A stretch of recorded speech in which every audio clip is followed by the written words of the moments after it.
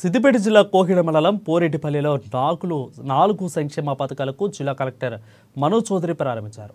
అర్హులైన వారికి తప్పకుండా ప్రభుత్వ సంక్షేమ పథకాలు అందుతాయని, ఎవరూ అధైర్యపడాల్సిన అవసరం లేదని అన్నారు. సంక్షేమ పథకాల జాబితాలో పేర్లు రానివారు ప్రజాపాలనలో కేంద్రంలో దరఖాస్తులు సమర్పిస్తే వెరిఫై చేసి అర్హత ఉంటే వారికి కూడా సంక్షేమ పథకాలు అమలు చేస్తామని అన్నారు.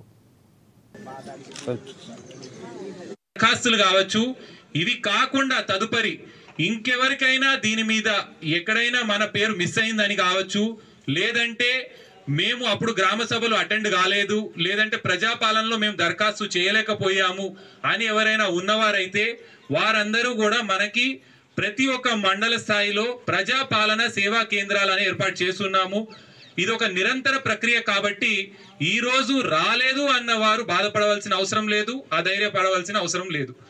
మీరు ఇమీడియట్ గా ప్రజాపాలన సేవా కేంద్రానికి వెళ్ళి ఒక అర్జీ పెట్టుకున్నట్లయితే దానికి కూడా తప్పకుండా ఇంటికి వచ్చి ఫీల్డ్ వెరిఫికేషన్ చేసి మీరు అర్హులైతే తప్పకుండా అన్ని పథకాలు మీకు కూడా వర్తింప చేస్తాము. దాంట్లో ఎటువంటి డౌట్ లేదు.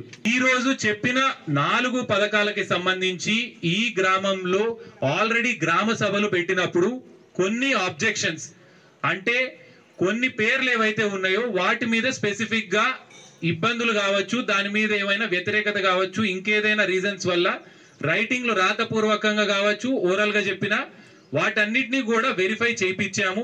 ఆ వెరిఫికేషన్ చేసిన తర్వాత అర్హులు ఎవరైతే ఉన్నారో వారి జాబితానే ఈ రోజు మీకు చదివి వినిపించాము. ఇప్పుడు నేను మాట్లాడిన తర్వాత మనకి నెక్స్ట్ ఏఎంసీ చైర్మన్ గారు, గ్రంథాలయ చైర్మన్ గారు, అదేవిధంగా వైస్ చైర్మన్ గారు కూడా క్లుప్తంగా చెప్పినప్పుడు ఇది అయిపోయిన తర్వాత మనం ఈ రోజు కొంతమంది ఎవరైతే ఉన్నారో వారికి అందరికీ కూడా సర్టిఫికేట్స్ ఈ రోజు పంపిణీ చేయడం జరుగుతుంది. దరఖాస్తులు కావచ్చు, ఇవి కాకుండా తదుపరి